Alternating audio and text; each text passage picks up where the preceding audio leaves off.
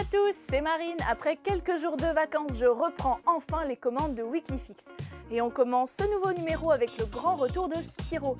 Le remaster des aventures du Dragon Violet a officiellement été annoncé. Spyro Reignited Trilogy sortira le 21 septembre prochain sur PS4 et Xbox One. Au programme des environnements, des animations, des effets de lumière et des cinématiques, tous remis au goût du jour. Les commandes de jeu ont également été retravaillées, en clair des conditions idéales pour se replonger dans l'univers coloré de la saga culte. Fast and Furious 9 sans The Rock, une situation inconcevable pour les fans et pourtant ça pourrait arriver.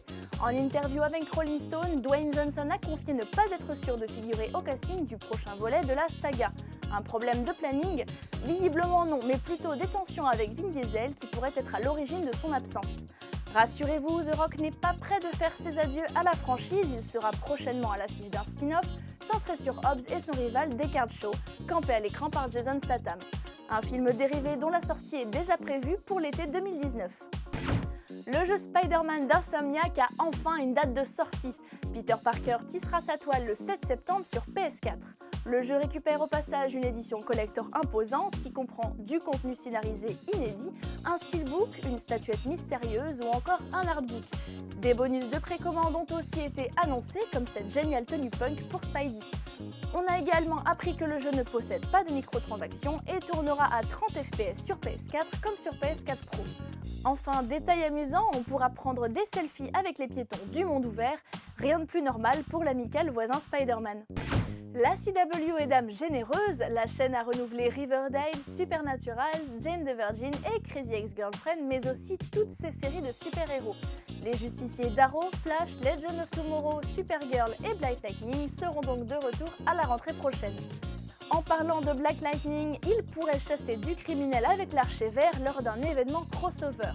A contrario, la CW et Netflix ont mis fin aux rumeurs de crossover entre la nouvelle série Sabrina l'apprentie sorcière et Riverdale. Croiser les deux shows n'est pas à l'ordre du jour pour le moment. Dommage, ça aurait pu être magique.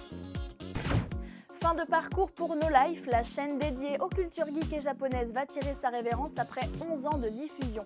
La nouvelle a été confirmée par son cofondateur Sébastien Rucher. Il explique en partie cette fermeture par la crise de la publicité qui a grandement affecté les caisses de la chaîne. Malgré une procédure de redressement judiciaire et plusieurs licenciements, No Life n'a pas réussi à se refaire une santé. Une dernière soirée spéciale est organisée le 8 avril avant de rendre définitivement l'antenne. La rédaction d'IGN France souhaite bon courage aux équipes de No Life pour la suite. Et on se quitte sur quelques images du trailer de Représailles, le nouvel événement PvE temporaire d'Overwatch prévu du 10 au 30 avril prochain. Découvrez le trailer complet en cliquant sur le lien juste en dessous. C'est bon, on peut sortir. Tirons-nous d'ici. Toujours aucun signe des secours.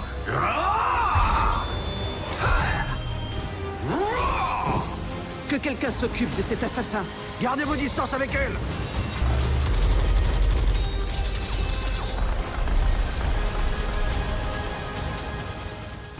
Voilà, ce Weekly Fix est terminé. Retrouvez Vincent dès vendredi prochain pour plein d'autres actus geeks. Salut!